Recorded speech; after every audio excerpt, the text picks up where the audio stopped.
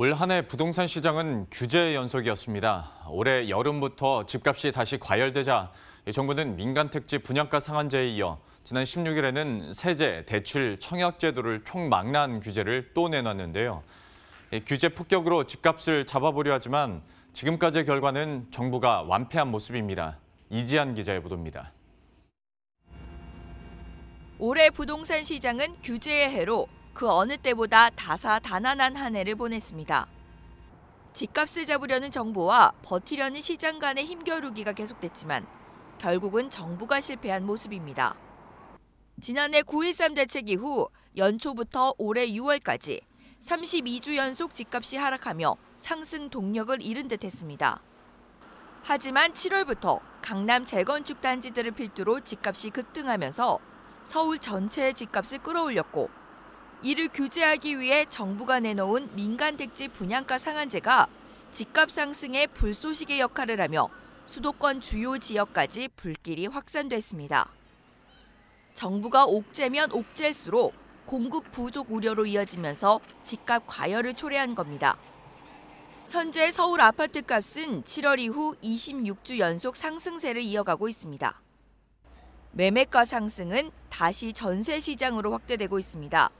분양가 상한제 적용에 따른 로또 청약 대기 수요자가 늘었기 때문입니다. 실제 지난달 서울 아파트 전세값은 0.41% 오르며 지난 2015년 12월 이후 4년 만에 최대 상승폭을 기록하기도 했습니다. 매매 시장도 전세 시장도 정부의 의도와는 정반대로 움직인 겁니다. 이에 정부는 지난 16일 세제, 대출 공급 등 부동산 규제 종합 세트를 내놨고 정부는 집값 과열이 지속될 경우 더 강력한 대책을 내놓겠다고 선전포고하기도 했습니다. 주택을 통한 불로소득은 어떠한 경우에도 절대 허용하지 않겠습니다. 시장 안정을 위해 필요하다면 세제, 대출 규제, 그리고 주택 거래와 공급 전반에 걸친 강력한 대책을 주저없이 시행하겠습니다. 정부의 규제책이 강도가 높긴 하지만 매매 수요가 잠시 움츠러들 뿐 신규 주택 공급 갈증 해소는 풀린 게 아닌 만큼 정부 대책의 방향이 수요 억제가 아닌 공급에 맞춰야 한다는 목소리가 나오고 있습니다. 정부가 부동산 가격이 오르는 시장을 잘 이해하지 못한 것 같습니다. 가격이 오르는 것은 공급이 부족한 게 분명한데도 불구하고 가격을 규제하고 수요를 억제하는 정책을 계속 내는 거 아닌가. 그래서 강남을 비롯한 서울시의 주택 가격이 상당히 급등을 했는데요. 문재인 정부 들어 총 18번째 부동산 대책이 발표됐습니다.